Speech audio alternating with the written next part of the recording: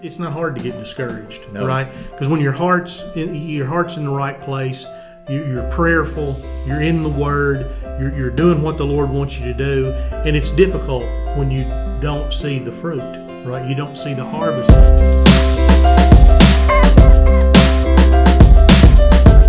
Hey everybody, welcome back to another episode of The Bald Believers. I'm Jamey. And I'm Chad. And today we're going to talk to you about getting discouraged in your Christian walk. Yeah, I think that's something that's kind of easy to do. And for me, a particular point in the New Testament where somebody could get really discouraged is if you take a look at Peter in Acts 2, right? He's preaching on the day of Pentecost and 3,000 are added to the church, right? Yeah. Then you turn around in Acts 17 and you see Paul, right? And he's preaching to the Greeks, right? Peter had 3,000, right? When he preached, it was 3,000. Paul, they just call him a babbler. Right. So, I mean, talk about possibly getting discouraged, right? Could. And you know, we had to look at, too, we look at Paul's life. Mm-hmm. So they may have known his past life. Yeah. This is like, what is this guy thinking? What's he falling his head? Yeah, he was a character. Because this guy before was out persecuting the church and killing the church. And now he's sitting here making a case for the church, making a case for Christ, right? He's trying to share. And he said he was a Pharisee among Pharisees, right? Yeah, he was a bad dude. So, it could be very discouraging, very disheartening. Mm-hmm. I never get discouraged. I'm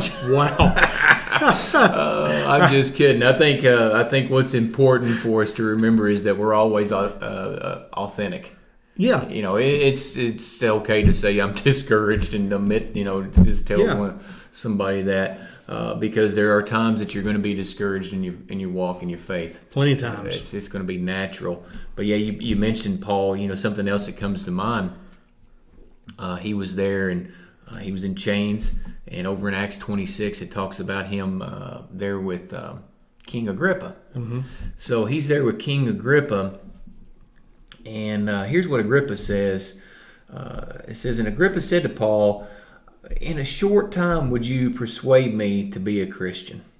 And Paul said, whether short or long, I would to God that not only you, but also all who hear me this day might become such as I am, except for these chains. Right. So here he's taking this adverse situation, if you would, because he's locked up in chains.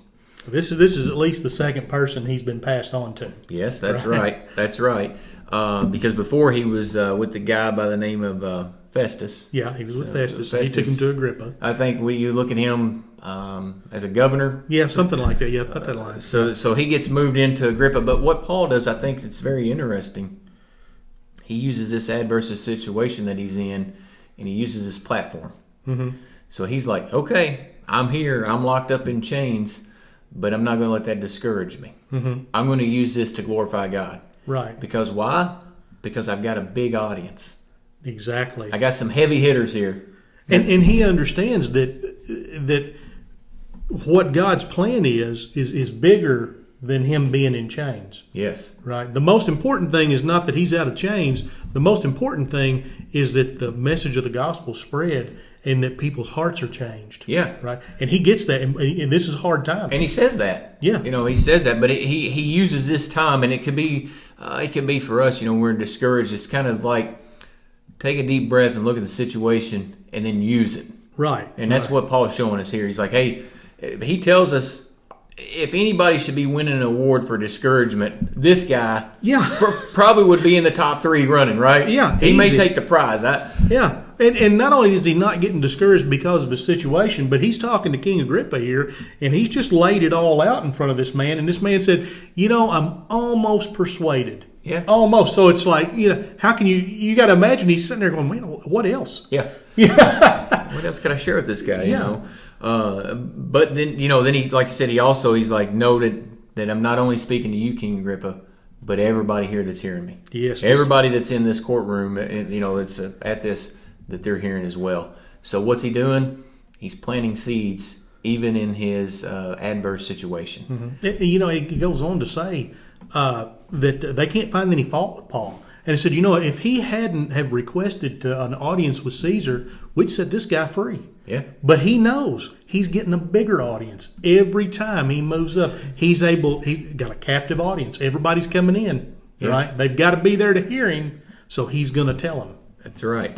And Paul has a little bit, like I said, he talks about some of his situations that he was in. He talks about being beat and being whipped, and I can't remember how many times right off the top of my head. Do you? It's 30-something lashes. I can't remember, but it was the maximum they could take because he was a Roman citizen. Yeah. So he talks about that. He talks about being shipwrecked.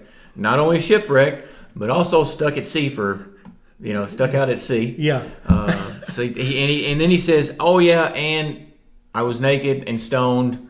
So, and all this stuff. Right. But he's still moving forward. Mm-hmm. He doesn't let any of it get him down because he realizes that he's part of something bigger. That's right. And I think that's important for you and I to remember too, right? For us to remember that it's always a bigger picture.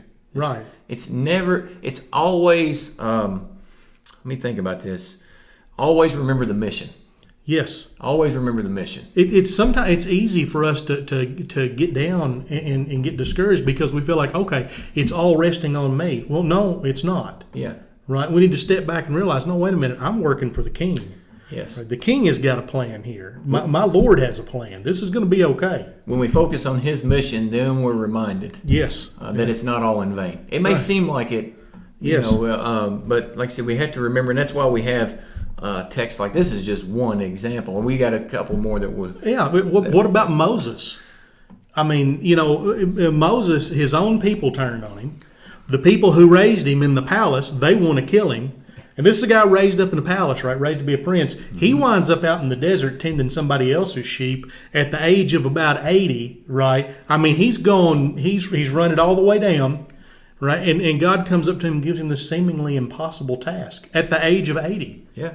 Yeah, right. And he reminds me too. He's like, I can't do this. Yeah, he's looking at it. He's like, this ain't me.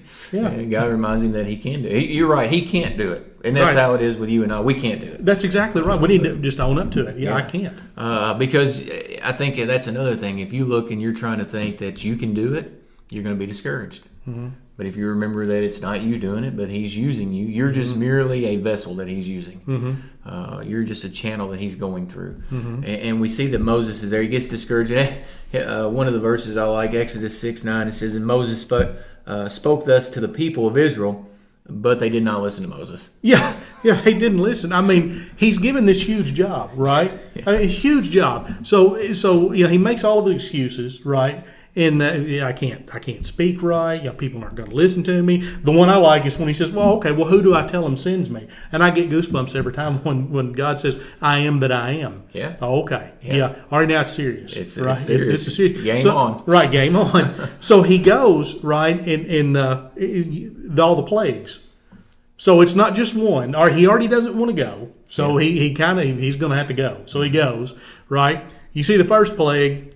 It doesn't change anybody's mind. It keeps going and going and going, right? And he's still got to go in every time and talk to Pharaoh, right? Mm-hmm. So it finally gets down to the point where Pharaoh says, okay, go.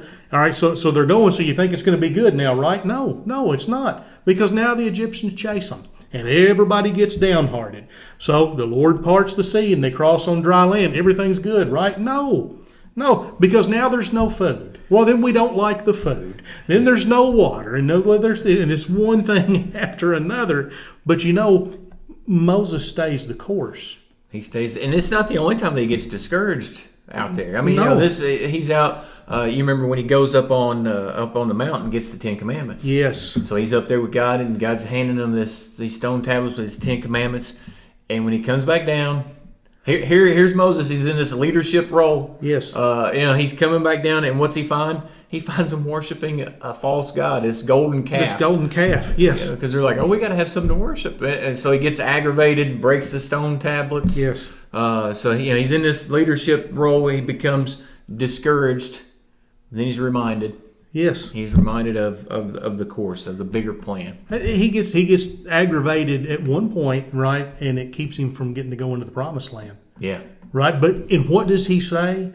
In his last words to the Hebrew people, right? He's not going to get to go. He's been through all of this, right?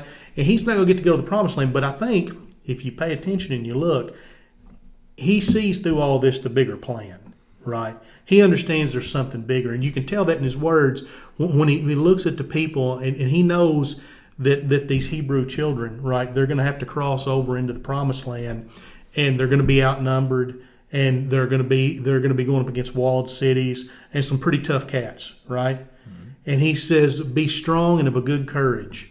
Fear not, nor be afraid of them. For the Lord thy God, He it is that doth go with thee. He will not fail thee, nor forsake thee."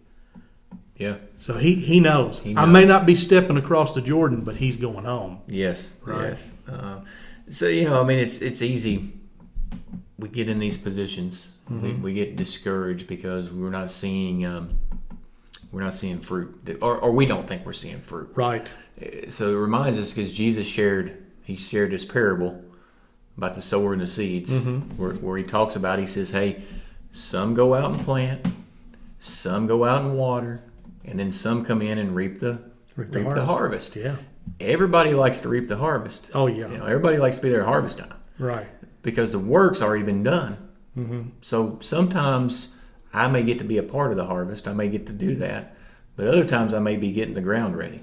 That's right. Other times I may be in there doing the groundwork, helping sow the seeds, so that somebody else can come by, and you or whoever puts a little bit of water on it, helps spread a little bit more word to maybe one day come in. Not all the time do we get to just come in, plant, 10 to 10, water, and reap. Mm-hmm. Sometimes it happens, yeah, but not always. And I think that's why Jesus shared that parable. Like I said, it's easy to get discouraged in those things, but you have to remember Jesus could have been discouraged too. Oh yeah. I mean, we talk about his inner circle turned on him. Yes. So you have that. You also have when he's there with the 5,000. I think that's one that comes to my mind too, that he could have become discouraged with, because when he's there, I believe there's more than 5,000. The Bible tells us 5,000 men. Yeah. So I think there was families there, which would represent, you could say up to 20, maybe more, 1,000. But the Bible tells us 5,000 men, and Jesus knew their heart. He knew it would have been awesome, Chad, if all of them had been there and it's like, sign me up, I want to be a part of this kingdom thing. Right. But that wasn't the case. They were there. They wanted to see what miracle he was going to perform, what thing he was going to see a show. Yeah, they wanted to. It's exactly so any different, right? So people want to see the show sometimes. Want to be entertained, and you got to kind of wonder. Not that, but on a side note, when you're coming to church, what are you coming for? Yeah, So it's one of those things that he looks at. He could have become discouraged out of, because knowing that not everybody's here. Right. So, and I think that's the important thing. Even whoever your audience is, you may not be able to reach all of them. That's right. You're probably not going to reach all of them. You're going to have disappointments. Yeah, but like I said, it's important that we remember the mission. I think that's you hear me say that a couple of different times, because why? It's important. It is important. It's kind of a big deal. It's kind of a big deal. Remember the mission, and remember that you're not the big show. Right. Remember that. So that's kind of things that we look at and we're reminded of. That are we going to be discouraged? Yeah. Yes. And we can sit around and have a pity party in that discouragement if we want. Yes. But we have to remember that it's not about what I'm doing, but it's about what He's doing through me. So I think that's what we have to look to, and remember that we're doing something a lot bigger than here. So we look at 2 Corinthians, and there in 2 Corinthians 4:1. So that I mentioned, remember the mission, right? Mm-hmm. Remember the mission. And here's what 2 Corinthians 4:1 says. It says, "Therefore, having this ministry by the mercy of God, we do not lose heart." Yes. So it's reminding us about this ministry that we're in, about God's mercy, and reminding us of what we're doing, reminding us of the purpose, that we don't lose heart. And it also goes on and says, never forget, or we think about this, like I said, the mission, never forget the why.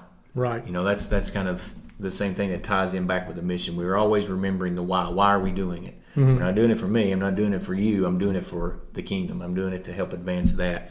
And that's why we're reminded of that. And I think when we do that, and we're realizing the bigger picture, then maybe it's a little less discouraging to us. Yes. We find ourselves more in tune and in step. Doesn't mean that you won't get discouraged. Right. But maybe you won't get down so far. That's exactly right. I said, whenever you start finding, because who's using discouragement? Discouragement's not of God. No. It's a tool of the enemy. That's it's a tool of the adversary, the Satan. He uses that to come at us, to make us, like we said before in other episodes, it makes us ineffective. And if he knows he can do that by discouragement, game on. Yeah, because it's not hard to get discouraged, right? Because when your heart's in the right place, you're prayerful, you're in the Word, you're doing what the Lord wants you to do, and it's difficult when you don't see the fruit. Right, you don't see the harvest. It's difficult, and you sit back and we wonder, well, what did I do wrong? And I think probably there's some wrong thinking there, because we try to look at the Bible as Garmin, right, as a road map. Okay, I've done this, this, and this, so why didn't this happen? But see, the Bible's not a road map. The Bible gives us a compass point. Yeah. Right, and that compass point, that's the mission, right? It is. We're working for Him. So, you could look at it this way, right? We talked about Peter, Peter was a fisherman having a bad day when he first met Jesus. And look what happened. And he wasn't without discouragement, right? Yeah.